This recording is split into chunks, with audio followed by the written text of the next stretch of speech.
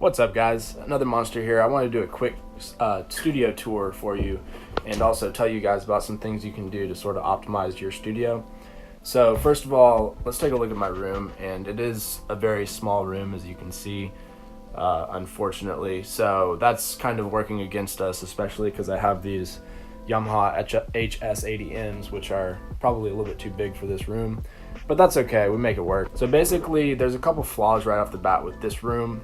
And what you would ideally want in a studio is basically a room that is made out of the same material on all four walls and doesn't have any inconsistencies. So for example, I've got a window over here, I've got a window back there, and I've got a closet over here.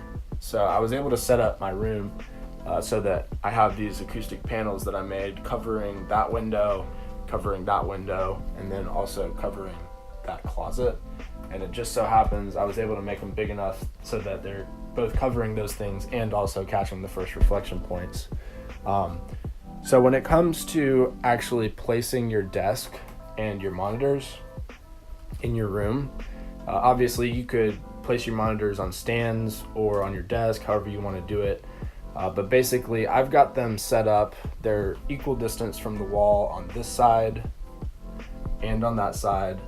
And then I have everything measured so that these speakers are, the same distance from this tweeter to this tweeter, and then also to my listening position here. So if you guys want to measure that, you can put some sort of placeholder. A mic would work great. If you have a mic in your studio, you can kind of put it exactly where your listening position is, and then just sort of take a tape measure and measure it from this speaker's tweeter right to where your listening is. And ideally, you want your ears to be the exact same height as this. Another thing that you want to be kind of thinking of is you don't want your studio monitors to be placed exactly equal distance from the floor to the ceiling. So you don't want this tweeter in the exact middle, horizontally of the room.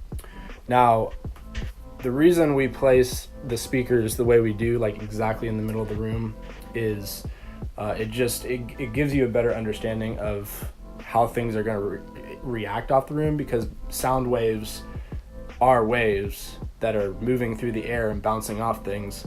So it helps us better control the environment and that sort of thing. So the way I actually had the studio set up before was I was over here kind of in this corner, and it was just not really the best setup. I decided to make these acoustic panels. I made them out of Safe and Sound. I'll leave a link in the description for you guys. But if you're in America, you can just go to Home Depot or a store like that. They should have the material. You could also use like Roxul, something like that. You could do a little research on your own. But basically, I got that. It's pretty cheap. You can get like 12. I don't remember the exact dimensions. But basically, these panels that I made are 48 by 48 inches, so probably bigger than what you'll need. I decided to go with 4 48 by 48 inch panels in my room just because I wanted to be sure to cover the window and the closet in my room. So over here we have our bass traps, which are pretty rinky-dinky. I ordered them off Wish, which I made the mistake of looking at the picture, and the picture basically had different dimensions than the actual dimensions did in the description of it. So unfortunately, if you guys are thinking about getting something off Wish, be sure to double check that, because basically I think that app is just sort of like people drop shipping stuff from China, and they don't even really know half the time what exactly they are selling.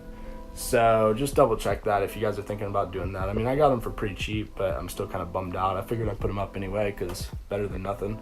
Eventually, I want to build some actual bass trap panels and put them in the corners. So do that at some point. But so yeah, and then I just have, kind of ran out of them, but I put one up there and then one down there in that corner as well. So the other flaw of my room, which I forgot to mention, is that back here, this wall is not a 90-degree angle. It kind of does this weird thing where the doorway goes. So that could potentially be problematic. I'm not too worried about it just because I have sort of my first reflection points mainly covered, except for on the floor. But, I've got some stuff up here as well. And, of course, I've got my LED vibage in the back, which is definitely a bonus. So I think that about wraps it up, guys. If you guys like this video, please go ahead, hit that like button. If you're new to the channel, consider subscribing. Don't forget to hit the bell notification. And oh wait, I did forget one thing. This is the most important part of the studio right here.